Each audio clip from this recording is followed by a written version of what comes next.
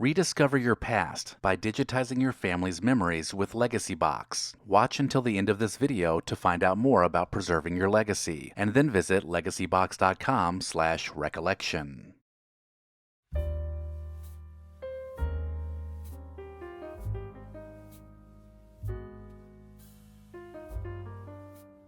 History is full of crazy weight loss devices and pills that promise to melt the fat away while you sleep.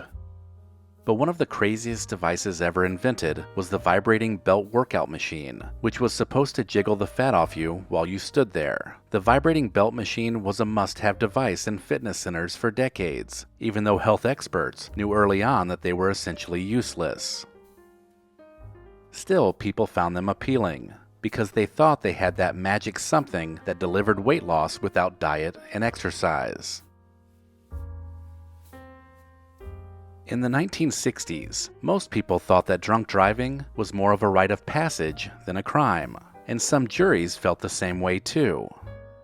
In those days, if you were arrested for driving under the influence, you didn't admit guilt. You asked for a jury trial.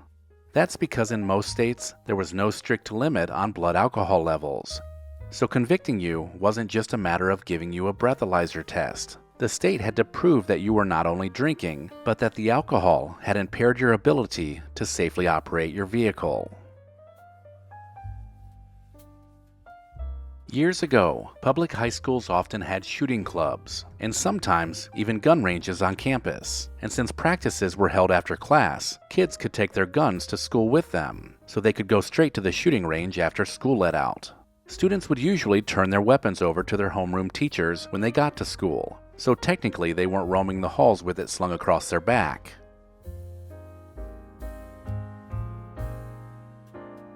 Although this practice has pretty much died out, some schools still offer shooting clubs, although the ranges that existed on high school campuses back then have been moved to new locations.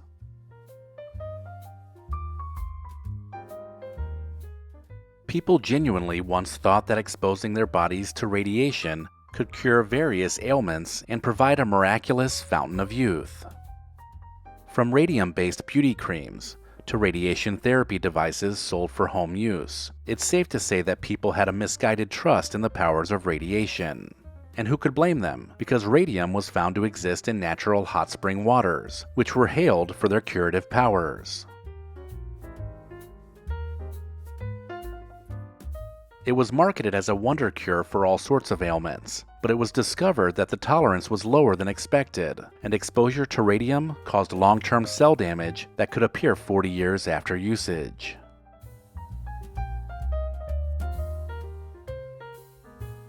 Most modern flight attendants can't stand to be called a stewardess because the word harkens back to a time when a woman just had to look good in a miniskirt.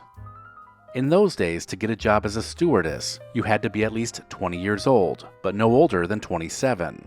You also had to be thin and well-proportioned, weighing no more than 140 pounds. And of course, you had to be unmarried and childless. So basically, that meant that the two primary qualifications for serving bags of peanuts and ginger ale were that you had to be beautiful and single. Job training included lessons on how to walk and stand sexy, and how to do your makeup and hair. If these things weren't maintained, you could be suspended too.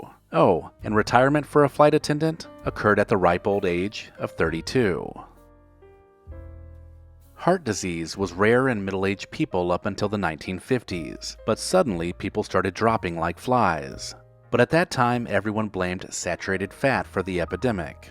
So people went on believing that sugar was totally fine, while things like eggs were villainized. Naturally sweetened with honey was no longer enough. Candies, cereals, desserts, and sugary drinks were filled with refined sugar that tended to stay with you forever in the form of belly fat. Most were okay with that, because let's face it, sugar is delicious. Fortunately for the sugar industry, that was all the time they needed for us all to become irreversibly addicted to sugar, despite knowing the health effects.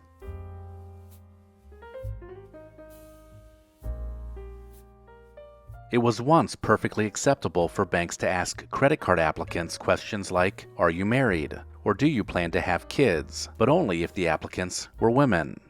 And if you weren't married, the bank expected you to bring a man with you to co-sign. So effectively, unmarried women were deemed not responsible enough to have a credit card. Banks could also give women reduced credit limits compared to men who earned a similar salary. It was certainly a different time, with fewer women in the workforce, and banks just didn't have the confidence to lend their money to some women, especially the ones without a husband.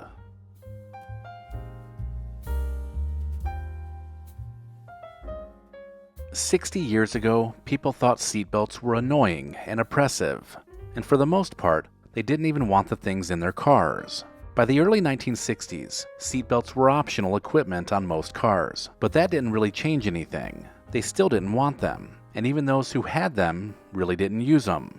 In 1968, legislation was passed requiring seatbelts to be standard equipment in all cars, but things still didn't change much. It would take until the 1980s before wearing seatbelts would really catch on, and much of that was due to the law enforcement push that could get you a ticket if you weren't wearing it.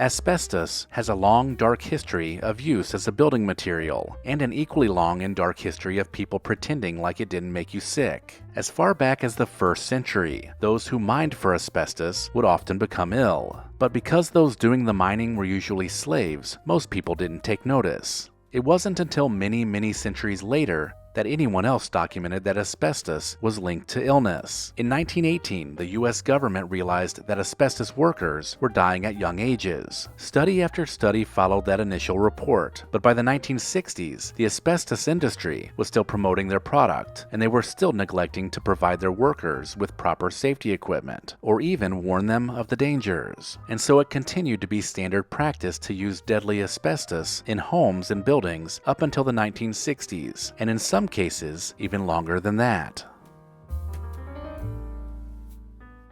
The 1960s was full of sage advice from grandmothers and magazine editors about the very best ways to keep a man happy. 17 magazine was one of the worst offenders of this. In 1967, they published a book of advice entitled The 17 Book of Fashion and Beauty, which among other things, advised young women to always be on a diet and avoid wearing eyeglasses.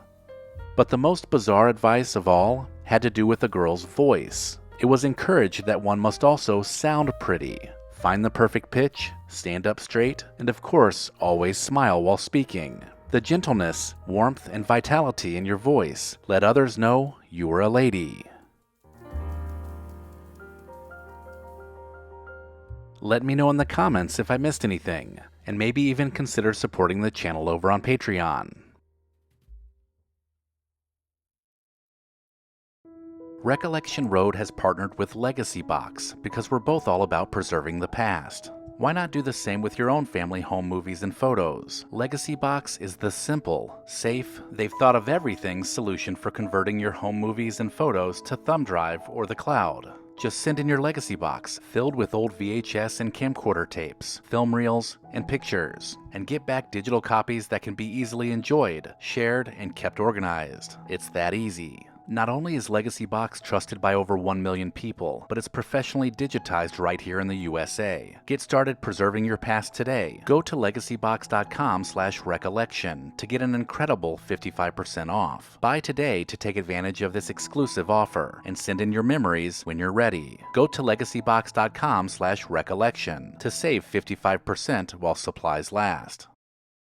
If you enjoyed this video, consider watching this playlist, and then visit the channel to search the Recollection Road Library. As always, thank you so much for watching.